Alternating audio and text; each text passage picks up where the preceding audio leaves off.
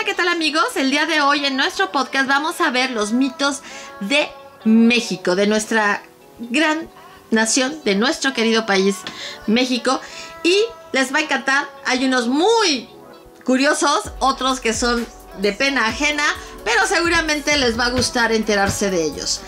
Quédense con nosotros.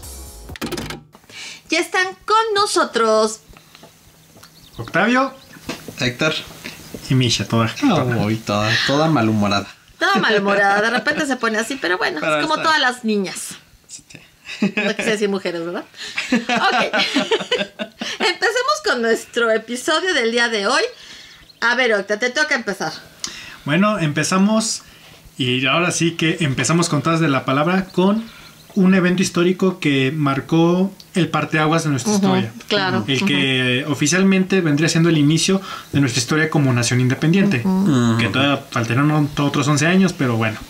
Pero se le tiene mucho énfasis a mucho ese... énfasis. Bueno, es que ustedes tienen que pensar que eso marcó el cambio, ¿no? Sí. O sea, el inicio de todo un proceso que iba a llevar a una nueva A la época. emancipación de la América septentrional. No se tiene ni idea de cómo se iba a llamar el país. No, y pasó por varios nombres sí. antes de...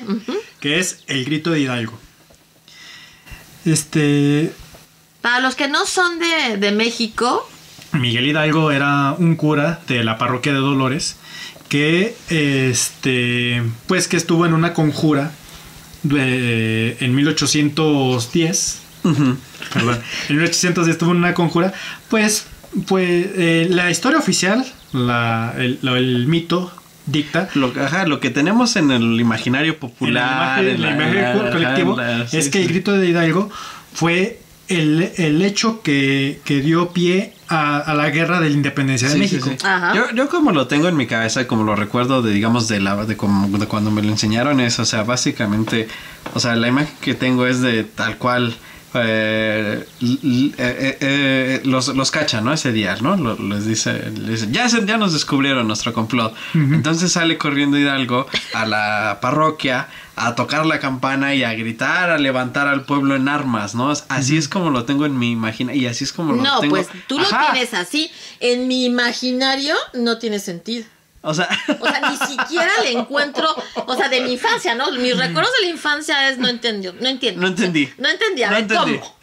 O sea, así ya de repente salió ya corriendo. Nos cachan, vamos corriendo, toca una campana y ya empiezo. Y todo el pueblo ya está en armas levantada. Exacto. Ajá, eso es lo que en mi mente vienen todas esas preguntas, ¿no? Siendo niña. Entonces, la solución que yo encontré es no entendí. Bueno, ya sabemos el mito popular que en la noche de...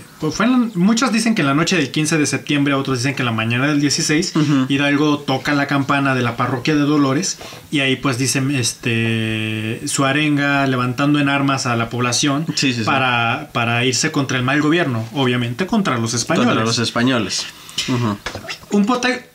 Aquí sí me gustaría dar un poquito de contexto histórico para entender lo que viene después. Claro. En ese tiempo, justamente está el contexto mundial en Europa de las guerras napoleónicas.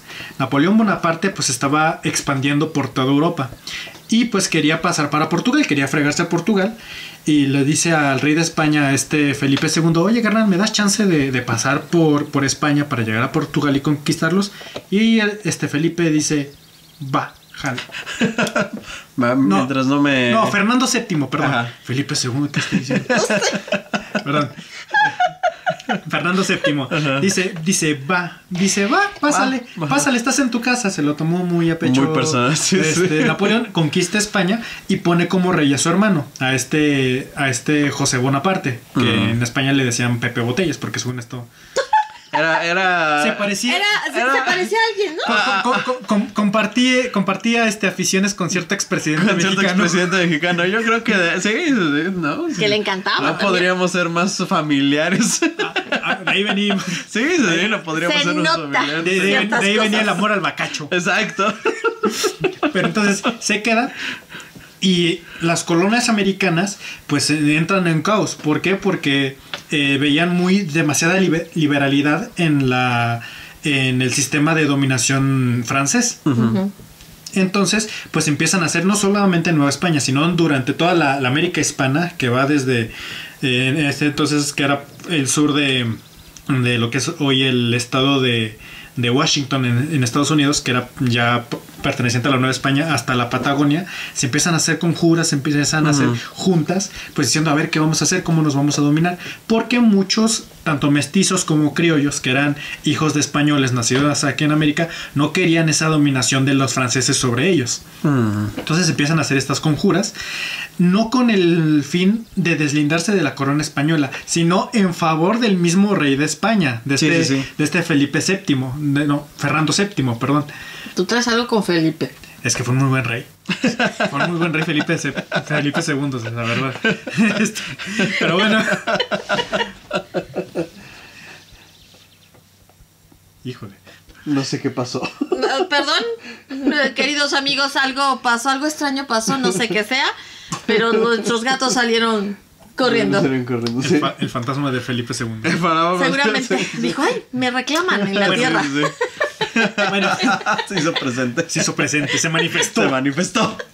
Bueno, entonces, la mayoría de las juntas americanas eran para dar apoyo a este Fernando VII, que estaba preso. Que pues la verdad estaba preso de poca. Estaba en un castillo, estaba a gusto. De hecho, tuvo los mejores días de su vida, se las pasó ahí porque era un nini. Porque además no tenía que gobernar, no tenía que tomar decisiones. Vivía con total lujo. Sí. Pero la idea era de que los colonos americanos, los americanos como tal, no querían el dominio francés. Entonces decimos, a ver, ¿cómo vamos a hacerlo? Y continuamos. Después de esa batalla épica entre realistas y liberales. Sí. Bueno, entonces con lo que se tienen que quedar, amigos, es que España estaba siendo dominada en ese entonces por Francia, y las juntas americanas precisamente estaban conjurándose a favor del rey de España, de este Fernando VII. Es entonces cuando bajo el dominio medio francés, pero manteniendo el control de los virreyes en las colonias españolas, pues empiezan a conjurar, a hacer estas juntas, y una de ellas pues es la junta de Querétaro, que es la más importante de todas, que es donde está Allende, donde está Aldama, donde está Hidalgo, donde está esta Josefa Ortiz de Domínguez. Muchas juntas, no fue la primera, pero muchas juntas ya las habían descubierto, y pues ya habían aplicado ley a los conjuradores, su cuello. Sí, ya lo sabía. Entonces, al esposo de esta Josefa Ortiz de Domínguez, el regidor de Querétaro, pues le dicen, ¿sabes qué, carnal? Ya los descubrimos. Ya te caché. Uy, ya te vi. Entonces digamos que esa era la situación. Entonces, pues él le dice a Josefa que los iban a perdonar si apresaban a todos los demás insurgentes, a todos los demás rebeldes. Y es cuando Josefa pues logra dar el pitazo a Hidalgo, a Allende primero, de que pues ya los habían descubierto. Allende va con Hidalgo a Dolores, y pues le dice, pues carnal, ya nos descubrieron. Y ahí, por eso me dio especial risa lo que estuve diciendo de cómo te imaginaste. Hidalgo dijo, a ver, vamos a calmarnos, vamos a echarnos un chocolatito. ¿En serio? Porque esa era esa era parte de la cortesía novohispana, era de si invitas a alguien a tu casa le tienes que dar una taza de chocolate y vamos a platicarlo. El chocolatito sigue siendo la moneda de cambio desde época mesoamericana, y de tributo. Pues, ya Allende le dice, ok, pues está pasando todo esto, ya nos agarraron, pues tenemos que alzarnos en armas ya. Sí. Entonces Hidalgo le dice, pues no nos queda más que coger gachupines. O sea, a lo que Allende dijo, a ver, lo que tú tengas con los monaguillos no es bronca mía, carnal. Ya desde entonces, hijos de sus pinches párrocos, oye. Pinches párrocos. Hidalgo era el Maciel de su tiempo. Que, por cierto, paréntesis, alguna vez tuve un profesor de historia, justamente en la prepa, que decía, o sea, que nos contó el mito, la leyenda de que Hidalgo tenía entre sus filas a un muchachito que protegía mucho. O hasta que se decía que era pero que la verdad era que era su hija. Sí, porque Hidalgo tuvo muchos hijos. Y en ese tiempo no era tan estigmatizado porque era bastante común que los párrocos tuvieran hijos. Así se deben de haber quedado. Sí, No yo no sé para qué yo no sé para qué pero bueno, O sea, ese es otro tema. Mira, no estaba permitido por la iglesia, estaba mal visto socialmente, pero les valía. Pues sí. Y tenía sus hijos. Hasta Morelos tuvo su hijo, que era un ni bueno para nada. Ok, ¿ya cuál es el mito entonces? Bueno, a ver, porque ya me perdí.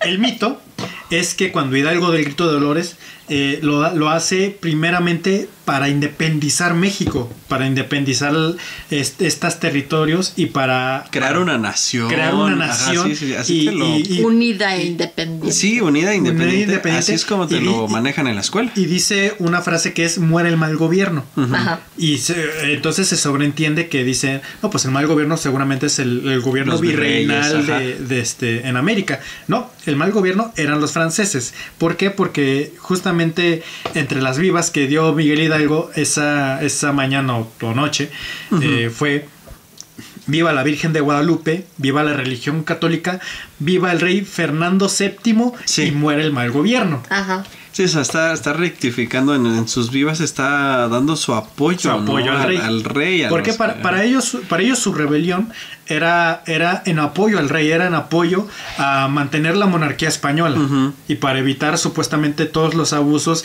y la depravación, que así lo llamaban, de la liberalidad francesa. Los párrocos que tenían hijos, o sea... Okay. O sea, la hipotenusa. No, cosas que... En fin, la hipotenusa. No, cosas que venían como que venían con la Revolución Francesa, como que todos los hombres son iguales, la religión no tiene que estar unida al Estado. Claro. Y pues eso en una sociedad tan jerarquizada como era la Nueva España, dicen no. Eso sí está todavía mal. Todavía nos costó eso y bastantes guerras más quitarnos eso, pero justamente para mantener el sistema de dominio virreinal era para lo que Hidalgo estaba luchando. Sí, o sea, no era como te lo explican en la escuela, no es que te lo vendan, es que así te lo explican y esa es la historia que te enseñan. O sea, bueno, por lo menos a mí esa fue la historia que me tocó. No, a todos nos es que no sé ahorita, ¿no? O sea, bueno, ahora no sé, pero todavía cuando me tocó enseñarla, esa era la historia que enseñaron. Pero ¿no? es lo que se sabe popularmente. Sí. Por ejemplo, ya de mi generación para atrás, ya es algo que se sabe, es conocimiento popular. Y ahora también entre el conocimiento popular está esto de que Hidalgo fue el gran libertador, fue por ser párroco, por ser un hombre de religión, era un hombre bondadoso, era un hombre que peleaba por la libertad. El cuate se terminó nombrando Alteza Serenísima, se lo subió muy a la cabeza esto de... Sí, se mareó en su ladrillo. Tanto que tuvo sus broncas con el mismo Allende. Incluso Allende pensó en envenenar al mismo Hidalgo para quitárselo de encima, porque el que iba a ser el líder de la rebelión iba a ser Allende, que era militar de carrera. Claro. Y dice, a ver, ¿cómo está aquí este carnal que nada más... Sí, ¿de qué se trata, no? Sí, porque entre eso Allende estaba muy en desacuerdo con Hidalgo, porque Hidalgo dijo a todos los que iban pasando: ok, tú eres pobre, vente para acá, bienvenido seas. Sí. Y armó su ejército con pobres, mal organizados, que no acataban órdenes y que a la hora de la hora tenían un resentimiento social pero inmenso. Tanto es así que uno de los episodios que más se exalta, que es el episodio de la alhóndiga de Granaditas, se dice que ahí destruyeron a los españoles. Sí, eran civiles españoles, eran mujeres y niños, eran personas que nada tenían que ver con la guerra. Incluso había personas mexicanas, mestidos mexicanos, que nada más por tener dinero se fueron contra ellos. Que sí, que no eran así blancas palomitas como todo. Claro. También se aprovechaban de su posición y como sea. Pero las masacres que hicieron donde pasaba el ejército de Hidalgo eran tan cruentas y tan desagradables que muchos jefes militares que en un principio estaban de acuerdo con la idea que apoyaban a Hidalgo, lo terminaron abandonando. Incluso familiares suyos terminaron dejando la causa de Hidalgo por los excesos que tuvo. Se volvió un extremista. Se volvió un extremista. Tanto es así que pues a la hora de la hora, ya que se le capturó, ni sin agua va, te vas al paredón, a fusilarlo. A fusilar, sí. Sí. Ejecución tal cual. Sí. Pues es que, o sea, matar civiles ya, o sea, ya es un... O sea, sí está muy, o sea, sí te estás pasando una raya, ¿no? O sea, una cosa es un levantamiento armado contra el gobierno y obviamente los conflictos armados. Escuchas lo que está diciendo y te suena tan familiar y tan cercano. Pero bueno, vamos con el segundo mito, que es el de Benito Que va a seguir Juárez. sonando igual de familiar y todavía más cercano. Cercanamente. Pero, espera. Ah, bueno, es que no sé Sí, si... perdón. O sea, es que no he visto ese... Perdón.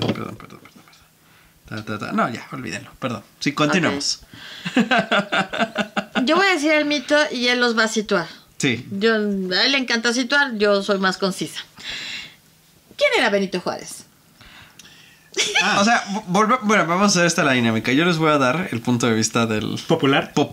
Él va, cómo, o sea, ajá. yo voy a decir el mito y entonces él que del contexto. Que el contexto, porque mira, yo también, o sea, igual, o sea, cuando te enseñan a Benito Juárez, igual te muestran una figura de No, bueno, no, o sea, no, de ese sí es su Alteza supervivencia, su Alteza Serenísima, o sea, es el figurón. Es un prodigio, ¿no? O sea, te lo muestran como un prodigio. Yo lo describiría como el Cristo indígena.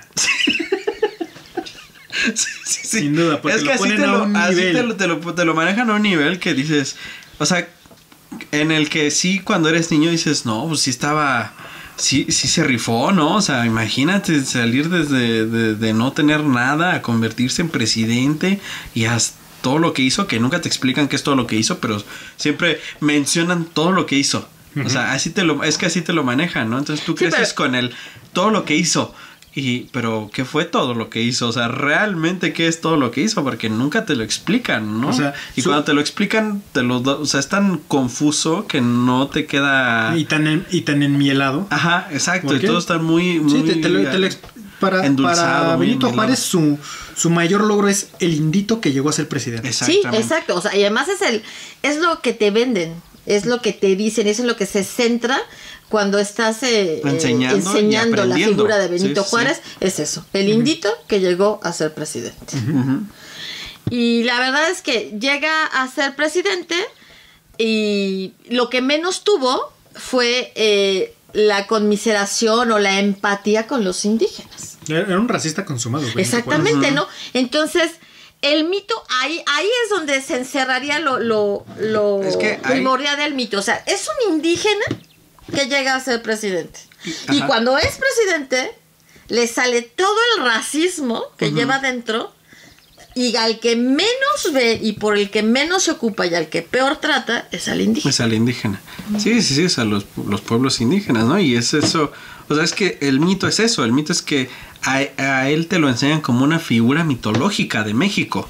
O sea, es una figura perfecta que no tiene ningún defecto alguno. Así lo aprendes en la primaria, ¿no? Ajá. Por eso tenemos tantos monumentos ahí. Exactamente. Y que obviamente fue en beneficio del indígena. Sí. Lo cual no sucedió. O sea, eso no sucedió. Deja tú, en beneficio de México. Bueno, o sea. Ya con eso. Ya, sí, no te vayas tan específico, ¿no? Se supone que, o sea, que fue, o sea, él y, o sea, ha sido, o sea, te lo manejan como que fue el mejor presidente que se hubiera tenido. O sea, así te lo manejan cuando lo estás aprendiendo. O sea, como que, híjole, es que qué presidente tan más... Es que entre los individuos como entre las naciones el respeto al derecho ajeno es la paz, pero dícese que esa frase es plagiada. De un texto de Immanuel Kant. Ajá. Sí, yo no sabía eso, fíjate. Ni siquiera me acordaba de eso porque yo ya lo había leído dentro de los mitos. No, o sea, sí. Y no tendrá nada de malo porque la frase tiene mucho de verdad. Claro. Estamos de acuerdo. No, sí, no tiene nada de malo. Lo que tiene algo de malo no es que lo plagiara, es que nunca siguió ese tipo de... Bueno, o sea... Que no te regieras bajo tu mismo... Bajo esa misma lógica. Exacto. Juárez es una figura polémica y sus mayores participaciones las tenemos durante la Guerra de Reforma y la Intervención Francesa. Esas son, por esos dos conflictos eventos, armados, es que pues la figura de Juárez tienen una estima pero altísima. La verdad, a Juárez siempre se le, en los textos de su tiempo, se le describe como una persona corta de inteligencia, una persona apática y una persona que realmente no inspiraba la menor lealtad a él.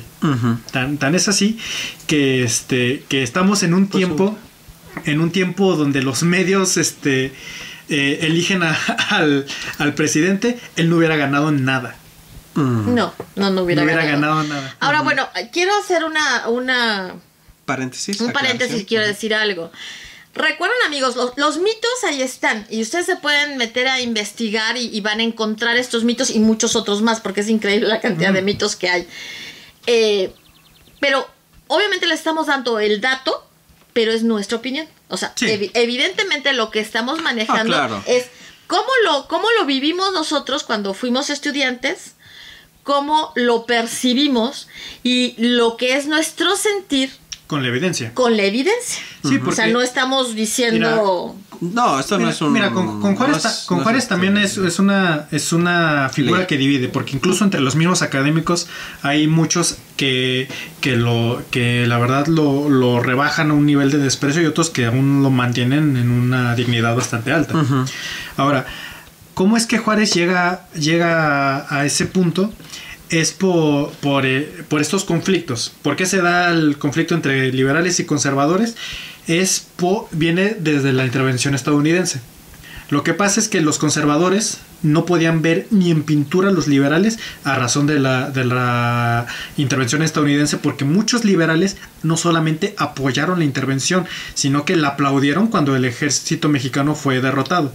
Tenemos, por ejemplo, a Lerdo de Tejada, que organizó después de que el ejército estadounidense toma la Ciudad de México, el controversial brindis del desierto, en el desierto de los Leones, en el cual se brinda por la derrota del ejército mexicano, en el que al general Winfield Scott se le propone que anexe todo México ya de una vez.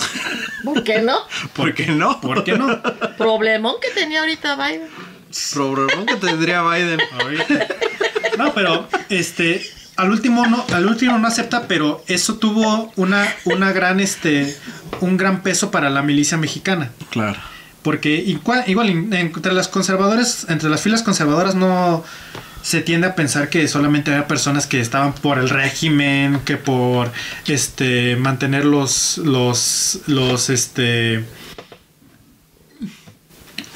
anticuados valores. No, también había personas bastante liberales, pero esa razón de esta actitud de los liberales mexicanos que se distancian completamente. Entonces, pues Benito Juárez sube a la presidencia precisamente porque el presidente en turno se hace un golpe de estado. Ajá. O sea, no recuerdo el nombre de este presidente, pero se rebelan a él y dice, no, pues vamos a rebelarnos contra él. Y él dice, sí, vamos a rebelarnos contra él. Es tu carnal. Pero sí. ¿Cómo? ¿Yo? Es que fue más que nada una bronca entre la iglesia y todo. Sí, ok. Pero bueno, la cosa aquí es que Juárez se empieza a ser importante porque se vuelve la cabeza del Estado liberal en un momento en el que hay dos gobiernos. Está tanto el gobierno conservador en México como el gobierno liberal que está itinerante. Tiene algunos puntos de resistencia en Michoacán y en Veracruz, pero llega a un punto en la guerra de Reforma donde Juárez está sitiado en Veracruz. Está sitiado en Veracruz y es Miguel Miramón, que en ese tiempo también era presidente, junto a Juárez, los dos eran presidentes en su respectivo bando. Lo está sitiando por tierra y por mar. Lo está sitiando. Y Juárez llega a un acuerdo secreto con Estados Unidos, prometiéndole bastantes ventajas económicas y hasta territorio mexicano. Vendió territorio mexicano para salvarse el pellejo. Tan es así que James Buchanan, el presidente de Estados Unidos, manda 3 buques estadounidenses que bombardean a la inexperta flota mexicana y pues le salvan el pellejo a Juárez. Tan importante fue este evento que años después, precisamente en un cumpleaños de Benito Juárez, se le regala la bandera del buque Indianola, que es el buque insignia que lo salvó en Veracruz. Eso, junto con otros tratados muy controversiales, como el Tratado Maclean-Ocampo, que le regalaba a Estados Unidos todo el territorio mexicano del norte hasta Zacatecas. O sea, básicamente ahorita seríamos frontera con Estados Unidos. Pues no estaría mal, oye. No, pues ya ha bajado. Ya estaríamos vacunados. Mira, ya estaríamos vacunados, o sea. Buen punto. Pero sin la historia de México, alguien se ha ganado el título de vendepatrias, sería él. Es él, sin duda alguna. Sí. ¿Y por qué estuvo vendiendo territorio mexicano? Pues para que le salvaran el trasero durante la intervención francesa. Gracias a Dios, en ese tiempo los gringos tenían un pequeño bronquito, un pletillo llamado Guerra Civil Estadounidense, que pues no estaban en condiciones de hacer otra cosa. De hacer otra cosa.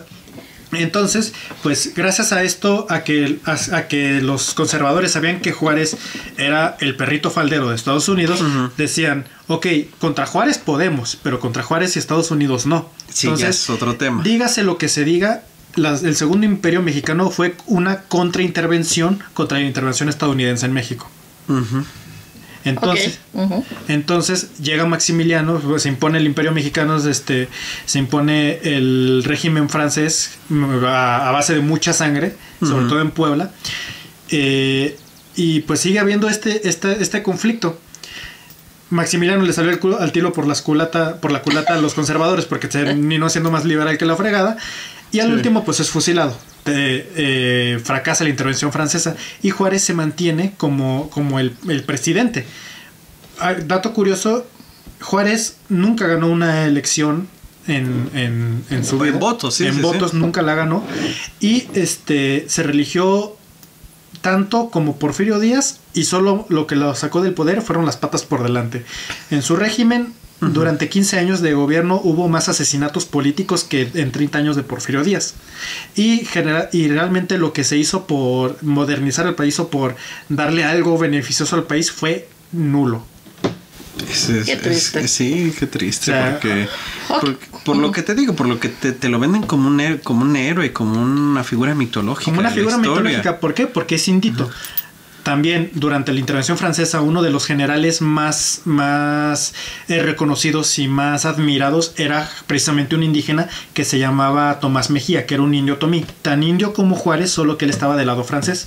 Se dice que él era valiente, gallardo y era temido en el campo de batalla porque era un genio militar, pero que era magnánimo en la victoria, porque rara vez mandaba a fusilar a nadie. Okay. No como el Tigre de Tacubaya, que ese sí dejaba. Le encantaba fusilar. Ok, vamos con el tercer mito, que es el mito de la revolución. Siempre se ha dicho que el pueblo mexicano se levantó en armas contra Porfirio Díaz y contra Victoriano Huerta. Sin embargo, la Revolución Mexicana fue la suma de muchas rebeliones, o de distintas rebeliones. Y lo más violento fue cuando los revolucionarios se enfrentaron entre sí, de quienes se decía que lucharon juntos y unidos, terminaron asesinándose unos a otros. Sí. Pues más que mito, eso es una es una explicación más acertada de lo que te muestran volvemos a lo mismo, ¿no? Los libros de historia, la escuela. O sea, porque en la escuela te lo muestran igual, ¿no? O sea, un grupo de gente de diferentes partes de la nación. El pueblo mexicano, o sea, realmente así te lo muestran, ¿no? Como los campesinos comandados por Zapata, en el norte los rebeldes por Villa, y no me acuerdo cuál es el otro grupo. Los constitucionalistas por Carranza. Todos unidos para derrocar a este tirano, ¿no? Que te lo muestran así en la primaria y en la secundaria, ¿no? Este tirano que se está aprovechando de México y que se está perpetuando en el poder como un rey, ¿no? Sí, por eso, ese era el mito. Por eso la realidad es que no. O sea, entre ellos mismos hay luchas de conflicto. O sea, todos querían el poder, ¿no? O sea, claro. Yo diría, bueno, menos Zapata, ¿no? Probablemente. También sí. Sí, también. También quería el poder. Pero, o sea, es una bronca porque es eso, ¿no? Es esa falta de información que no ayuda. Es que la revolución es un tema bastante complicado. Empecemos por Porfirio Díaz. Sí, actualmente se está revisando su figura histórica y dicen, que hizo muchas cosas por el país. Hizo las vías férreas, metió electricidad, metió el teléfono, el telégrafo. Realmente modernizó al país. Hubo una revolución industrial, por así decirlo. Trajo la revolución industrial a México. Sí, después de que el país, desde que se independizó, había vivido en un estado de guerra constante. Claro. Porfirio Díaz fue ese hombre fuerte que como él mismo dijo, puso orden y progreso. Pero no lo estoy defendiendo porque hizo cosas inenarrables. La matanza de mayas y la masacre de yaquis en el norte del país fueron cosas absolutamente denesnables. La imposición de las tiendas de raya era algo que, pues sí, obviamente no ayuda a nadie, ¿no? Tuvo los jornaleros prácticamente en un estado de esclavitud. Sí. Ok, trajo progreso, pero progreso ¿para quiénes? Realmente para pocos. Así que sí, Díaz se ganó que se levantara una rebelión. Tarde o temprano se iba a levantar una rebelión contra él. ¿Por qué? Porque Díaz, sino que como todos los dictadores del mundo, no confió que su sistema político lo heredara a nadie. Él siguió siendo el hombre fuerte. Sí, no veía a nadie con la capacidad de poderlos sustituir, ¿no? Sí. O sea, él sentía que era el único que podía, porque en algún momento también, no sé eso qué tan cierto sea, porque lo recuerdo también de la primaria o la secundaria, que él decía que México era como un bebé y que él era el único que podía cuidarlo, ¿no? Que podía manejar, También hay que entender a la persona histórica. Era un niño de 14 años cuando pasó la intervención. Su primer guerra, ¿no? Cuando pasó la intervención estadounidense. Él no participó en la guerra, pero vio que en la intervención estadounidense México no luchó. Los estados mexicanos no mandaron nada de ayuda. De hecho, la Ciudad de México y Veracruz pelearon solos. Si no, la intervención estadounidense hubiera fracasado. O sea, Porfirio Díaz vio un México muy dividido y un México donde eran todos contra todos. Y entonces él pues se creyó el hombre fuerte que iba a unir el país, y lo logró. Lo logró, pero a costa del empobrecimiento y la sangre que cayó del pueblo. Entonces pues sí, de Madero convoca el sufragio efectivo, no reelección, que quédense por favor con esta frase. Sí. No la olviden. Se luchó por ella. Más allá de que Madero tenga también sus trapos, sus trapitos y todo, o sea, creo que no hay frase más cierta y más pura y más que sí hay que, o sea, que hay que mantener y no cuestionar. O sea, esa simplemente frase voltear a ver al mundo, ¿no? Y darse cuenta que efectivamente así tiene que ser. Así tiene que ser, o sea, dijo una verdad universal, ¿no? O sea, casi es una ley de física eso, ¿no? O sea, una ley divina. Sí, es incuestionable. Y de hecho, para la Constitución de 1917, que es la que hizo Venustiano Carranza, que es la que nos rige ahorita como mexicanos, es el pilar fundamental, sufragio efectivo, no reelección. Sí, pero bueno, dejando ese punto claro, ese punto claro. Madero pues obviamente estaba apoyado con el resentimiento de la gente que pues, estaba bastante afectada por el régimen de Porfirio Díaz. Claro. Pero sería una mentira decir que Estados Unidos no metió la mano ahí. ¿Por qué? Porque Estados Unidos estaba bastante descontento, digamos, con el régimen de Díaz. ¿Por qué? Porque hubo un suceso histórico donde los gringos quisieron comprar el istmo de Tehuantepec para hacer un canal ahí, para pasar las mercancías del Golfo de México al Océano Pacífico. Ok. O sea, un canal de Panamá. Eso fue antes del canal de Panamá. Eso fue exactamente antes del canal de Panamá. Esa fue la primera idea. Incluso se mandaron filibusteros estadounidenses para comprar territorios en el istmo de Tehuantepec que fueron rechazados por tropas mexicanas. Luego se mandó unos buques estadounidenses que fueron derribados por el que en su tiempo fue el cañón más grande del mundo, mandado a hacer por el secretario de guerra, que fue Mondragón. Que fue Mondragón, que era secretario de guerra de Porfirio Díaz. Así que sí fue un pésimo, sí hizo muchas cosas malas, pero a diferencia de muchos otros presidentes, Porfirio Díaz defendió a México de los intereses estadounidenses. Eso sí.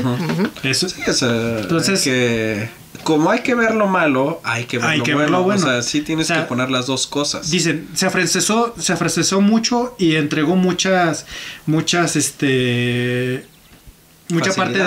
facilidades y parte de la economía mexicana a empresas europeas.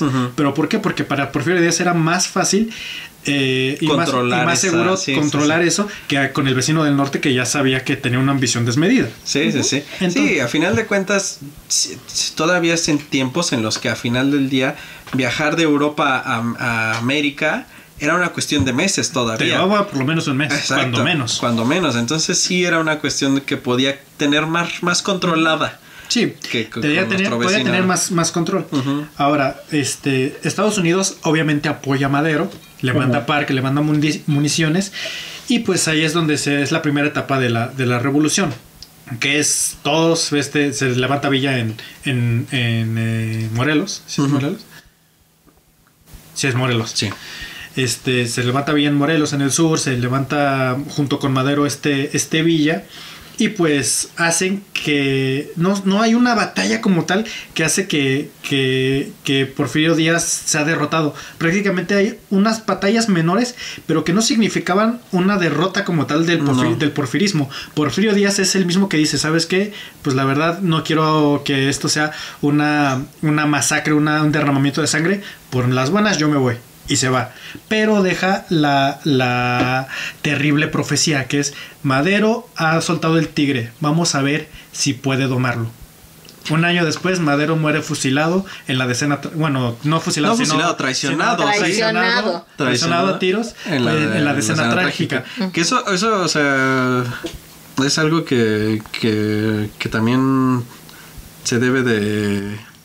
O sea, para la decena trágica ya no estaba Porfirio, o sea, ya había pasado, o sea, mucho tiempo. Es que la malo es que ya no estaba Porfirio, pero sí estaban muchos porfiristas. Es algo que no hizo bien Madero. Exacto. Porfirio Díaz se fue, pero Madero mantuvo en su poder a mucha parte del gabinete de Porfirio Díaz. Que sí, eran hombres preparados, pero hombres que le debían su lealtad a Porfirio Díaz, y que en la primera oportunidad que tuvieron de matarlo a Madero, la tomaron. Este héroe de guerra que salvó a Estados Unidos, que fue Mondragón, que era secretario, fue uno de los que estuvieron conspiradores de la decena trágica. Por eso vemos ese tipo de no hay héroes, es una cuestión muy compleja, ¿no? Muy compleja, exactamente. Sí. De eso se aprovecha Victoriano Huerta, y ahí es la lucha de todos contra Huerta, de los constitucionalistas. Porque antes también Zapata se había rebelado contra Madero, porque Madero pues no cumplió sus promesas. Como buen presidente no cumplió sus promesas de campaña. Sí. ¿Tú crees? Sí, o sea, eso pasa muy seguido. Que eso ya fue en la prepa, que fue cuando... O sea, en la prepa fue cuando yo empecé a decir... O sea, a mí me quisieron a empezar a caer los 20 de... O sea, todo lo que me enseñaron no fue como pasó, ¿verdad? O sea, fue en la prepa por un profesor de historia que nos empezó a explicar más las cosas. Entonces fue cuando me empezaron a caer los 20 de... O sea, todo lo que me habían enseñado, qué bueno que no lo aprendí bien, porque no sucedió así. A mí lo que me pasó y fue muy curioso es que a nosotros nos ayudaba con la cocina una señora ya grande, que le había tocado pues toda la época de Porfirio Díaz. Y obviamente era una persona pues con necesidades, ¿no? Que venía de una situación humilde. Y sin embargo ya nunca te hablaba mal de Porfirio Díaz. Nunca. Es curioso, ¿no? Ella te decía, resaltaba todas las cosas buenas, te decía todo lo que había hecho, te decía todo lo que ella, digamos, o sea, como persona, había obtenido del gobierno de Porfirio Díaz. A mí eso me cambió mucho la mentalidad. Y dijiste, aquí hay algo que no coincide, ¿no? O sea, aquí hay algo que no me cuaja, ¿no? O sea, que una persona me esté diciendo, ¿sabes qué? No, es que mira, yo viví esto y a mí me pasó esto otro, y fíjate que con don Porfirio vivíamos así, teníamos estas cosas, y eso sí te hace pensar, ¿no? Y replantearte lo que sabes. Y decir, bueno, yo creo que lo que tú dices es muy cierto. O sea, no hay héroes. Hay personas común y corrientes, que tienen cosas buenas y tienen cosas malas. Sí, Exactamente. sí. Y bueno, o sea, pero hay personas también muy cegadas puede haber por la nefasta, avaricia, sí, puede sí, haber sí. nefasta. Porque una vez que se va Porfirio Díaz, empiezan todos estos conflictos entre estos grupos. Que es lo que te digo, que es por lo que me acuerdo ahorita de mi profesor, porque él decía que era la revolución truncada, ¿no? O sea, o sea, se empieza la revolución, pero nunca se logra realmente un cambio como tal, o sea, Mira, un cambio, o sea, que tú digas revolucionario. Mira, para ¿no? empezar, una revolución por definición significa que estás cambiando totalmente de paradigma. Exacto. De tal manera que jamás ese pueblo va a volver a luchar por la misma razón por la que luchó en la revolución que estamos viviendo ahorita. Sí, o sea, estamos... Simplemente cambiamos de un régimen a otro, así que yo más que revolución lo llamaría la Guerra Civil Mexicana. Sí, Exacto. sí. Sería más... Porque además, o sea, pero está muy compleja porque, por decir, la Guerra Civil estadounidense literal fue el norte contra el sur. Pero en esta son muchos banditos. Sí, o sea, de hecho, cada quien por su poder, ¿no? Sí, De hecho, sacan a Huerta del poder y entonces empieza la revolución, la guerra de facciones. Exacto. Están los constitucionalistas de Carranza que le decían el 21. que dicen que era muy avaro. Era el que decían que cuando perdió, porque eso no sé, también es, o sea, te digo que son de esas cosas que recuerdo que me las enseñaron, no sé qué tan mito o verdad sea, que alguien decía que cuando perdió su brazo... Ese es Obregón. ¿Ese es Obregón? Sí. No, entonces no es Obregón. Bueno, Obregón cuando perdió su brazo también era tan tacaño que para encontrarlo lanzaba, o sea, decían, no, lanza una moneda y va a saltar el brazo de Obregón a agarrarla. Ay, qué mal plan. Era tan tacaño que decían eso. Sí. O tan tacaño o tan avaricioso, avaricioso, ¿no? sí, Okay. sí. Tan avaro. Tan avaro, no, pero... de hecho, pues sí, muchos de los intereses, sobre todo de las grandes cúpulas de los... ¿Del poder? No del poder, Okay. sino de los líderes revolucionarios también se movieron por el dinero. Claro.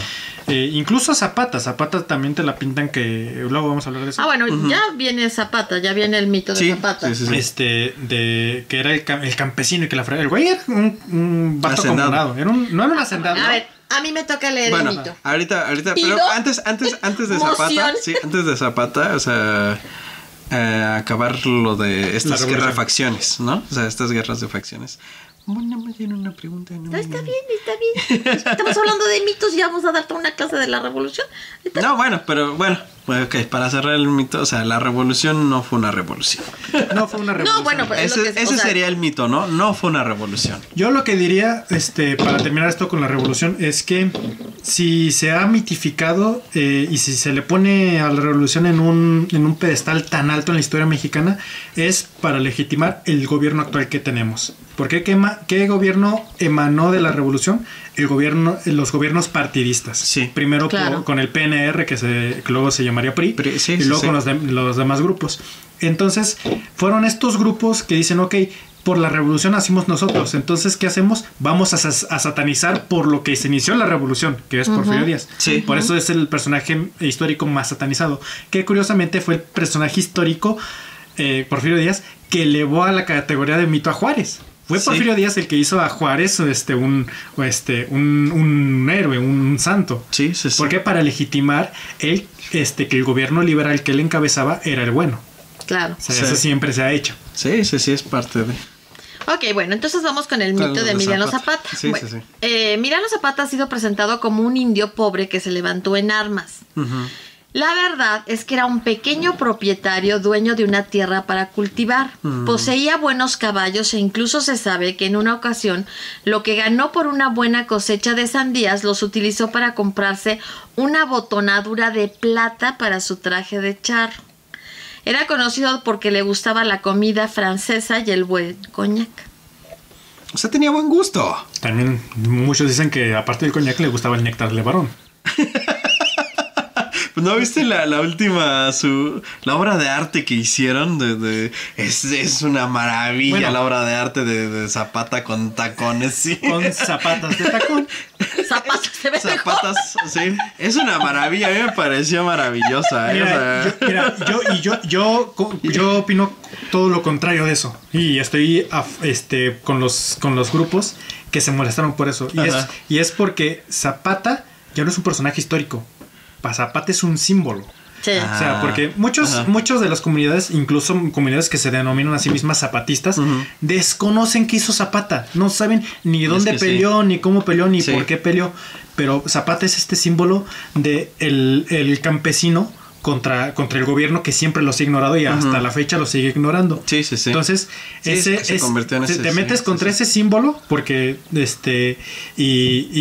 por eso luego vimos ahí en Bellas Artes que pobrecitos, hubo una marcha de homosexuales que estaba a favor de eso y también iban los campesinos para reclamar el gobierno y se los agarraron hubo un conflicto grande, ¿no? Un conflicto grande. ¿Por qué? Porque para ellos no es una figura histórica, es un símbolo. Sí, se convirtió en un símbolo. Es como si agarraras eso mismo y pusieras a la Virgen de Guadalupe en paños menores. Sí. O sea, sí, tendrías una cantidad de gente. Sí, una cantidad bueno, es que pero no quiero imaginarlo, sí. Pero yo creo que o sea, bueno, hablando del tema de esta historia. pintura, de esta pintura de Zapata, o sea, creo que, o sea, es bueno este tipo de expresiones. De expresiones y de ¿cómo se poner el dedo en la... Sí, de meter el dedo en la llaga a esos símbolos. O sea, creo que sí. O sea, pues sí. O sea, sí. O sea, decir, mira lo que hago con tu símbolo. O sea, mira cómo lo pongo más ¿Cómo hago de tu símbolo lo que me parezca a mí más conveniente, ¿no? Porque volvemos a lo mismo. O sea, Zapata se convirtió en un símbolo de eso, del pueblo, de la lucha, de estos pueblos marginados, del campesino, ¿no? Entonces creo que hace bien de repente golpear estos símbolos, de repente golpearlos feos, o sea, que les duela a la gente. O sea, creo que está bien para ubicarlos a que no son, o sea, que son personas y a ver un poquito más allá. Mira, que fueron seres humanos exactamente. Que la regaban y todo, ¿sí? Creo que ayudan estas expresiones. Es que también uno, sobre todo uno que ya tiene tantillo más conocimiento y que se mete en la historia, aprende a perderle totalmente el respeto a las figuras históricas. Sí. O sea, sí, luego veo muchos, sobre todo sino grupos indigenistas que tienen en su estatus a Cuauhtémoc cuando es y mendigo, pobrecito, le tocó estar en el peor lugar de todos. O sea, que hoy un mugre promiscuo que aplicó un David de poner a uno de sus mejores soldados al frente de la batalla porque se quería quedar con su vieja. No, bueno. Sí, no, o sea, bueno. Yo creo que está bien ese tipo de porque fuerzan un poco a revisar la historia y a decir, a decirle a la gente que se ofende, a ver, espérate, o sea, cálmate, porque este güey no es este Dios que tú estás viendo. Sí, porque bueno, son seres humanos. Ajá. Son seres humanos, sí, o sea, hay una evidencia que es bastante ambigua, todo se ha dicho que pues igual y sí le tiraba al otro lado, pero ahí se ve que ser homosexual no te hace marica. No, son dos conceptos bien diferentes. Sí, exactamente. Sí, son dos conceptos bien diferentes. Que muchas personas lo quieren hacer como sinónimo, pero no son sinónimos y está mal. Que dicen, es que, no sé, ahorita dices, ya es más sabido que Zapata probablemente era homosexual. Era homosexual, seguramente era una loca. No. Como, ¿por qué no? O sea, no tiene nada que ver una cosa con la otra. Es que es el contexto. También vieron la película del baile de los 42. Yo ya la vi. Yo no. Está horrible.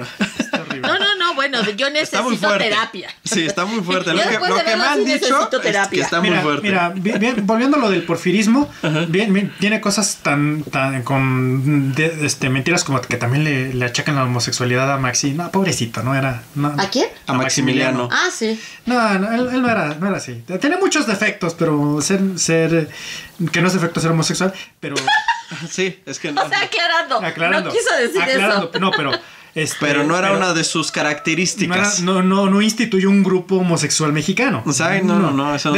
De hecho, él cuando tuvo a su hijo bastardo se sintió orgulloso y lo cantó a los 4 vientos, porque uno de los reclamos que decían es que él era impotente. Dice, no, ya ven, este es mi hijo. Agarró al hijo que tuvo con la hija del jardinero y le hizo un simba así. Hizo un simba de, vean cómo sí puedo tener hijos. Era mi esposa la que no podía. Y luego lo aventó a Europa para salvarlo de...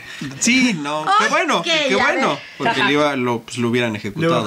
Claro. Exactamente. Sí. Claro, pero claro. bueno, volviendo a Zapata, en cuanto a su figura, es una figura bastante ambigua, porque, sí luchó por los campesinos, pero también hizo cosas bien inenarrables. El título de la Tila del Sur no era un título precisamente de un benefactor, era de un cuate cuyas hordas también asesinaban y violaban. En la época de Revolución, y es algo que me cuentan que decía el papá de mi apagoyo, que es mi bisabuelo, que a ellos ya les valía madre.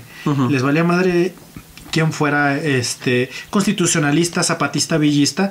Él, con que no fueran a matarlos y a violarlos, ya estaban del otro lado. Sí, porque todos lo hacían. Todos los grupos lo hacían. Es una triste realidad, pero efectivamente, todos lo hacían. Todos lo hacían, sí. Ahí no había diferencia. Todos se regían por lo mismo.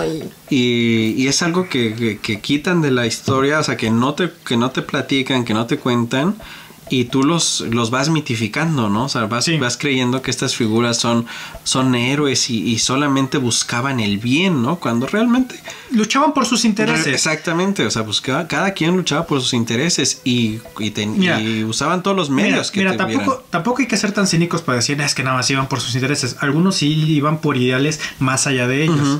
Pero eso no quita que también tuvieron errores e hicieron cosas también malas. Sí, exactamente. Es muy complicado, pero bueno, ¿qué les parece si dejamos aquí la primera parte de los mitos de México? Ajá. No había visto cuántos me dieron. Es que son 8 mitos, pero obviamente sí es viene, está más denso lo que viene, ¿no? Sí. Entonces vamos a dejarlo aquí la primera parte para que no sea un episodio muy muy largo y nos vemos la siguiente semana. Nos vemos la siguiente semana con la segunda parte de los mitos de México. De la historia de México. Sí. Entonces sería todo en su podcast Entre Valeros y Yoyos. Y recuerden darle la campanita, suscribirse, compartir, comentar y darle su like. Exactamente. Por favor, no vacilen en ello. Y bueno, nos vemos la semana que entra en Ale Valero Presenta. Y estuvieron trabajando arduamente en esta colaboración el día de hoy Otavo y Héctor. Y tuvimos la presencia de Melody, Misha, Olivia, Bato. Sí, ahora hubo un desfile. Sí. Bueno, pues muchas gracias. Esto es todo por hoy. Nos vemos dentro de 8 días. Cuídense, que estén bien. Bye.